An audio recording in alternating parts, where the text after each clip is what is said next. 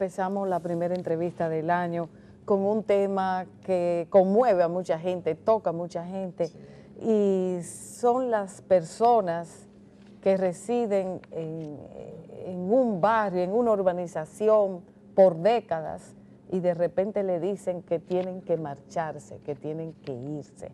Y a propósito de todo esto, de lo que ha estado ocurriendo con los Tres Brazos, con lo que está ocurriendo en el ensanche Isabelita, en lugares como La Caleta, tenemos aquí a Román Batista, director de Ciudad Alternativa, y a Sócrates Orlando Peguero de La Caleta y coordinador de la Red Urbana Popular. Y vamos a empezar, Román, hablando de cuál es la situación de esas personas en determinados enclaves territoriales. Buenos días, agradecemos significativamente la oportunidad para conversar sobre este tema. Bueno, para nosotros es muy relevante poder abordar esta situación, esta problemática, porque en el Gran Santo Domingo y el Distrito Nacional suman alrededor de 3 millones de personas habitando en la metrópolis. De esa cantidad de personas, la mayoría viven en los barrios empobrecidos. Y los barrios que hoy tenemos como espacio de habitar de cada uno de la familia y de los habitantes son procesos construidos que para mí es muy importante decir que los actores fundamentales de la construcción de esos barrios son dos.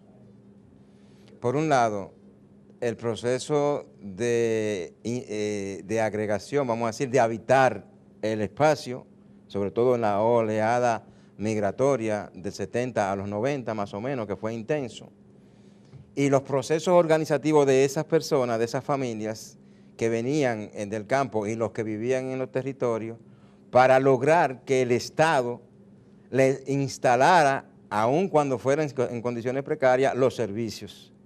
Entonces, hoy tenemos espacios habitados con un valor agregado que es un legado de esos dos actores fundamentales. Los moradores, los actores, sobre todo a través de sus expresiones organizativas, juntas de vecinos, asociaciones de desarrollo, asociaciones juveniles, redes de coordinación para lograr que se instale el agua, que se asfalten las calles, que se instale la luz eléctrica, que se dote de los servicios de educación, de salud. O sea, hoy tenemos un barrio construido. Los barrios han sido un legado de esos dos actores fundamentalmente.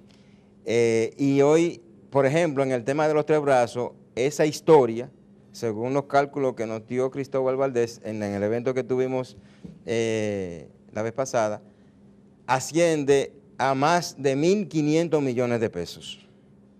Entonces,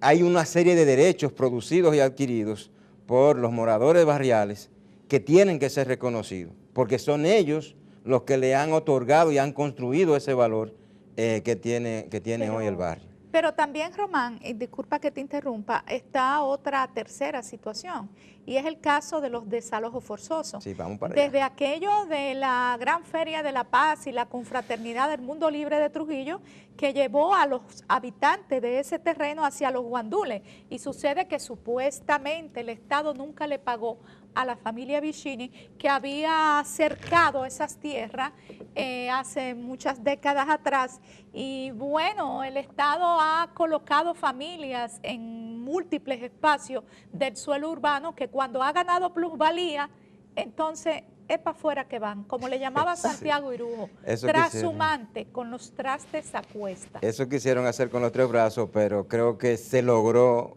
que las cosas se aclararan por una iniciativa originada por los comunitarios, y yo pienso que va por buen rumbo, y ese rumbo lo marcó el decreto del presidente. Yo pienso que la comunidad de los Tres Brazos tiene una expectativa y se espera que el presidente responda de acuerdo con esa expectativa.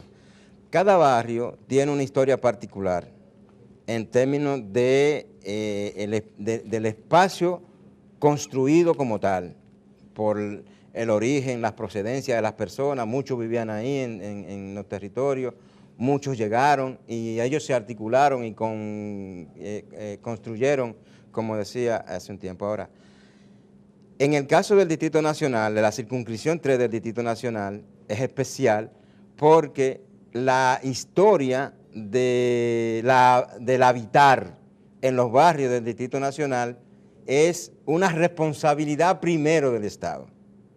Primero del Estado. Voy a tratar de hacer una historia muy breve, en 4 puntos. Coincidió con la llegada de Trujillo al poder, la ocurrencia de San Zenón. San Zenón tuvo un impacto social que dejó sin vivienda a la mayoría de la población que vivía en la ciudad. Y lo dejó en la calle. Y era en carpas improvisadas que estaban viviendo. Y eso llevó a desarrollar acciones de movilización de las familias afectadas, reclamando que el Estado diera una respuesta. La respuesta que dio el Estado fue, tú conocerás probablemente de esa situación, hacer espacio en la zona que hoy es María Auxiliadora, Mejoramiento Social, Guachupita, y ahí fue llevando o dando orientación para que la gente ocupara esos espacios. O construyendo sus opciones o sus alternativas habitacionales. Por lo tanto, es el Estado el que toma la iniciativa y orienta qué hacer ante esa situación, porque era muy masiva, era muy imprevista y no tenía una respuesta articulada y orientó para esa decisión. 14 años después, en 1944, el gobierno de Trujillo decide construir, urbanizar un modelo de barrio que le llamó Mejoramiento Social. Y para hacer eso tuvo que desplazar nuevamente a la gente que vivía en lo que hoy es María Auxiliadora, Mejoramiento Social y Guachupita, para otro barrio también de la zona norte, que en este caso era La Caridad, que es lo que hoy es Capotillo. Pasaron de Mejoramiento a La Caridad. A La Caridad. Oye tú, qué simbólico. Qué simbólico. Entonces, Trujillo comenzó ese proceso de urbanización todavía fuera de la ciudad de Intramuros, de esa manera, y desarrolló ahí lo que hoy es Mejoramiento Social, María Auxiliadora. Tú te fijas en el diseño cuadriculado del asentamiento y te das cuenta que hoy hay un diseño, hay un plan. En el caso de Capotillo no, en la zona más baja, por ejemplo, no fue tanto así. Pero ¿qué pasa? Que después de unos 8 años, a Trujillo se le ocurre entonces desarrollar lo que fue el Plan Trujillo de urbanización de la ciudad de Santo Domingo. Y entonces ahí viene otro desalojo, pero no fuera de la ciudad, de la zona, sino dentro de la zona. Y entonces ahí, en ese tiempo, fue que se comenzaron, bueno, entre el 44 y en adelante, fue que se construyó todo lo que es el sistema de puentes, el puente de la 17, el puente de Duarte, el puente de la bicicleta primero. Que fue un diseño de la intervención norteamericana. Exacto, y que él lo ejecutó posteriormente, claro, porque Trujillo está ejecutando el plan norteamericano, sobre todo por las implicaciones de registro inmobiliario que implica la ley Torrens, que endurece el sistema de registro.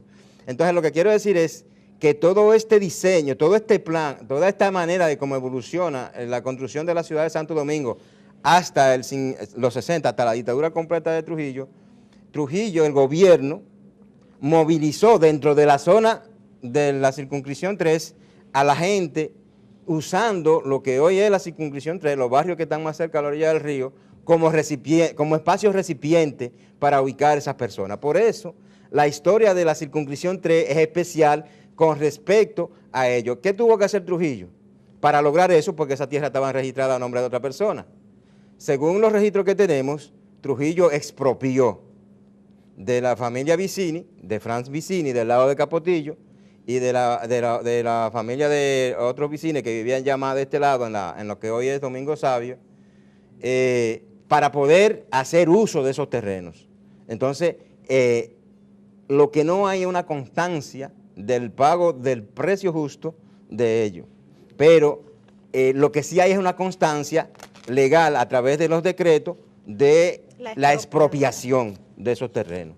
Pero para volver al inicio, lo fundamental de todo esto no es solo el terreno como el espacio, sino el valor agregado construido históricamente por los moradores Y por el Estado. y por el Estado en una relación, vamos a decir, que con un resultado positivo en conflicto social en la que la población se organiza y reclama derechos y el Estado responde, sobre todo en tiempos de campaña. En Sócrates. conclusión, no es mucho lo que se ha cambiado de los tiempos de Trujillo aquí, porque parece ser el mismo guión, Sí, el mismo sí, guión sí. para abordar una Pero- problemática como el hábitat. Pero vamos a oír a Sócrates Sí, Orlando. exacto. ¿Qué pasa en la caleta?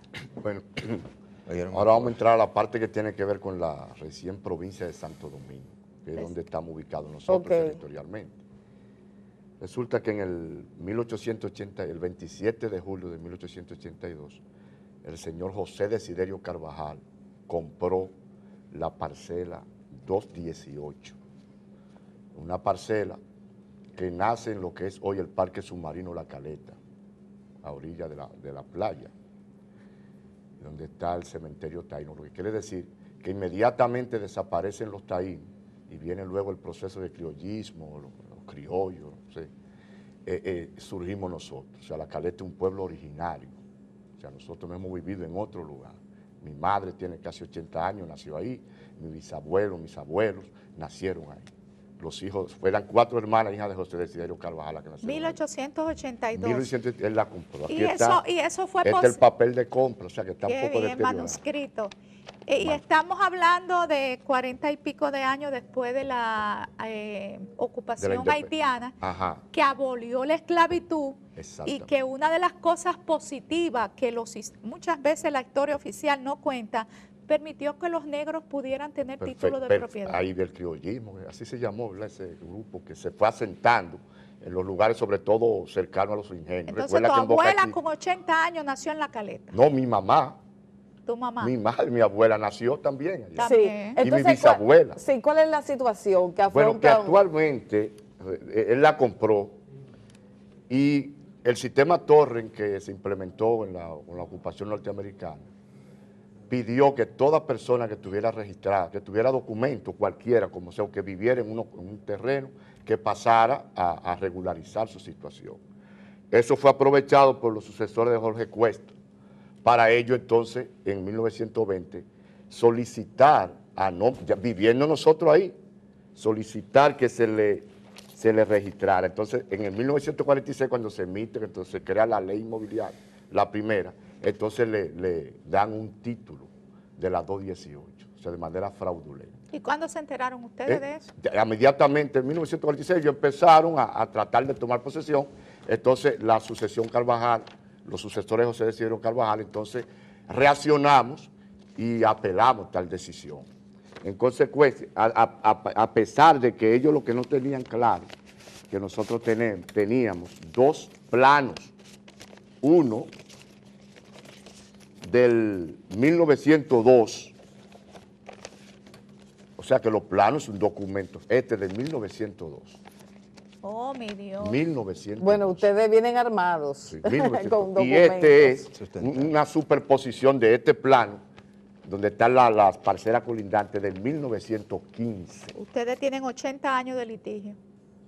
Más o menos, sí. Sí, fue de entonces, 1926 que empezó la guerra y el año pasado, 2016, sí, cumplieron 80 años. Exactamente, Así es. echando el pleito. Oh, María. ¿Qué pasa? Que estas fueron las bases que debió entregarse a la gente del sistema Torre, Claro. pero ellos fueron y usurparon, y en el 1947 o 46, ellos presentaron este plano. Oye, después, este es el de Oh, ellos. María. Este es el de ellos. Luego, para acentuar el robo, entonces, ¿qué hicieron?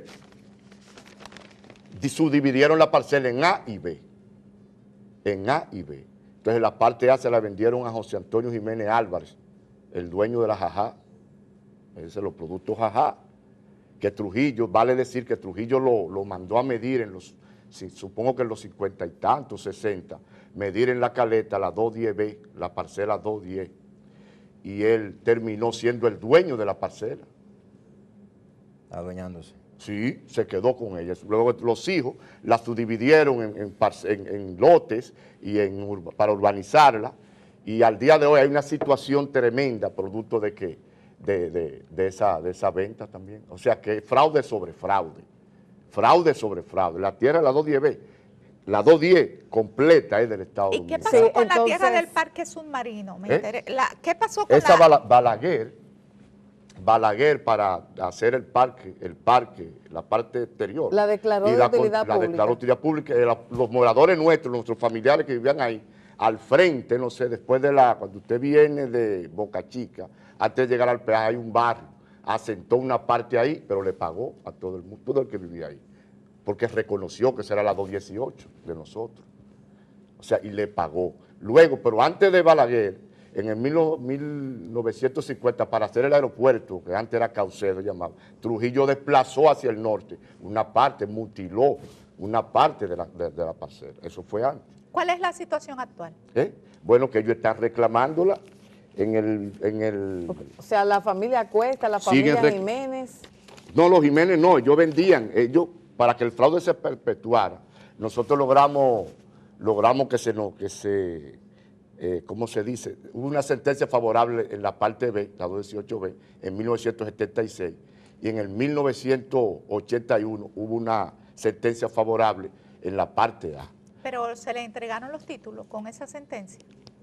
Título no, sino la sentencia. Es decir, que la lucha sigue. O sea, la situación de los habitantes porque de la caleta. ellos siguen pero ¿cuál es reclamando. la situación? ¿Están siendo ustedes hostigados Mira aquí, esto es del 2015, una juez de jurisdicción original. notificación de audiencia de Eso no deslinde? notificaron, eso es del 15, ellos siguen reclamando. Entonces, con el agravante de que ahora se extendieron más. O sea, ahora ellos dicen que tienen más. Deslindaron un nuevo deslinde, solicitaron a esa juez. Y ahora se extendieron.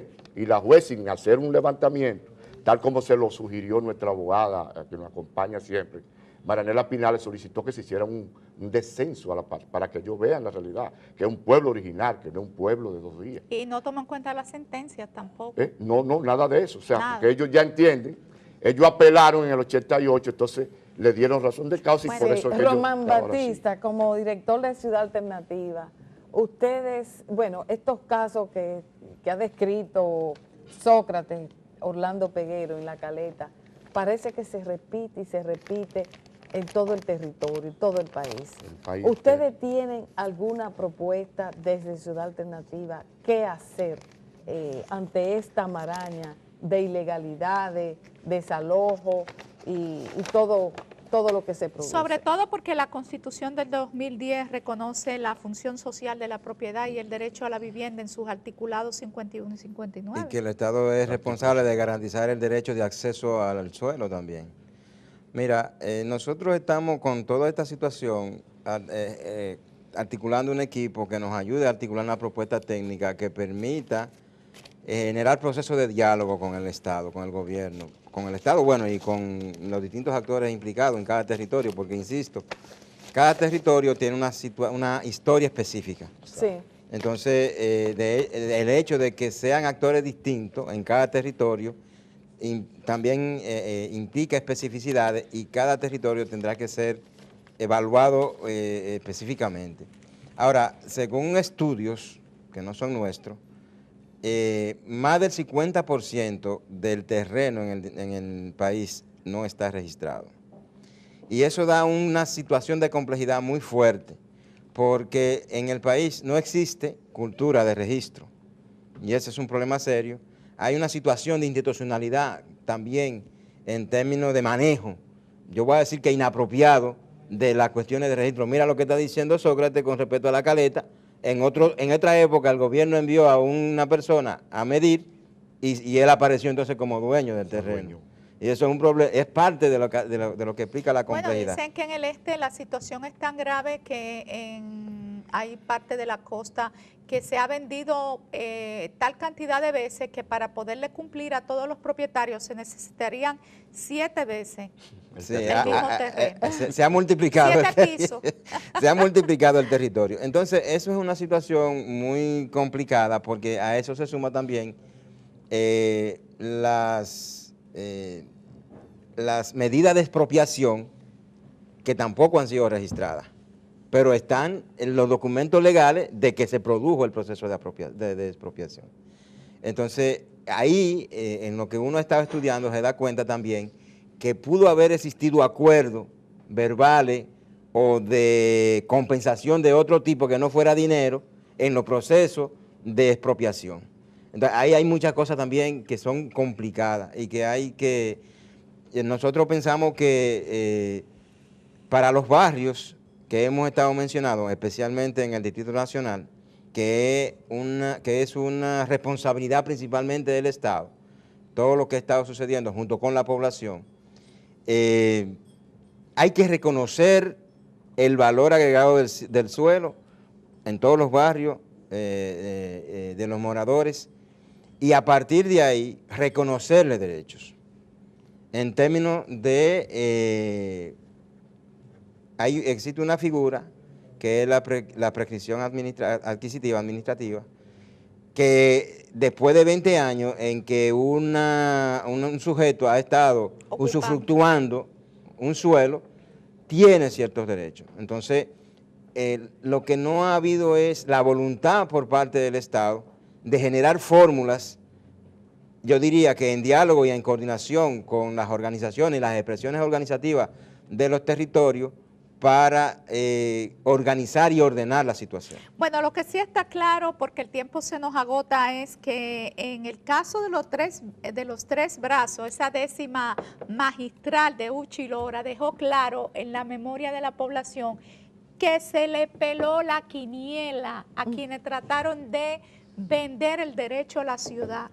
¿Cómo lograr que esa imagen de que se le peló la quiniela, que es tan arraigada en el consciente y en el inconsciente del dominicano, se haga realidad en esos barrios como La Caleta? Yo escuchaba a Sócrates hablar, digo, caramba, pero es un agrimensor que está hablando. Y ya oigo a Román y digo, bueno, pues no es un experto del área social, es ya un arquitecto, un ingeniero. Entonces, hay herramientas útiles como las bases de datos de violaciones a los derechos a la vivienda y a la tierra en Naciones Unidas o las campañas cero desalojo. ¿Qué piensan ustedes hacer para lograr que se les reconozcan los derechos adquiridos a esa población? Bueno, en ese sentido nosotros estamos como Red Urbano Popular en acompañamiento de Ciudad Alternativa e instituciones internacionales que sobre la campaña, sobre todo la Foro Ciudadano dentro de la Comisión de Vivienda y Hábitat, impulsando, o sea, reimpulsando la propuesta de ley sobre vivienda y asentamientos humanos. Ya hay una comisión de diputados, unos 20, ¿verdad?, que ya cogieron, encabezada por el señor Winston Arnaud, hijo, está dándole forma a lo que es nuestra propuesta de ley. Lo que esperamos que ya iniciando el año retomaríamos la incidencia hacia lograr que esa ley sea una realidad. Pues ya están invitados aquí a dar a conocer ese y además, de ley. Eso va a estar acompañado de que los tres brazos, el posicionamiento para que se siga difundiendo y expandiendo esta lucha, que debe ser una movilización permanente, ascendente, porque el problema es grave, o sea, el problema es general. Entonces nosotros, la movilización será el norte de impulsar esa propuesta de ley. Bueno, pues con ese llamado, sí, cómo no. La movilización, teniendo como ejemplo la lucha de los tres brazos, la lucha que llevan en La Caleta, que es un proceso documentado, bien sustentado, exigiendo derechos, la protección de derechos de los habitantes de los barrios, de los terrenos, y organizando, informando, formando, articulando y que la gente exprese sus reclamos por diferentes medios, los medios de comunicación, espacios de diálogo con las autoridades correspondientes, como lo hemos estado haciendo, y la calle como espacio público de expresión y de manifestación para reclamar los derechos en estos procesos. Nosotros, el fundamento es, para desarrollar estos procesos, estar bien documentado para tener una buena sustentación en ese proceso de exigibilidad. Bueno, con esa invitación a la movilización, porque la democracia inició en la calle, no fue en una mesa, fue en la calle, y con con la celebración de que existe la Red Urbana Popular por el Derecho a la Vivienda, vamos a despedir a Román Batista, director de Ciudad Alternativa, y a Sócrates Orlando, de la Red Urbano Popular, con este Cafecito Santo Muy Domingo, bien. primer Cafecito Santo Domingo del 2017. Feliz Así año y es, meta feliz cumplida año. para el final de este. Sí, señor.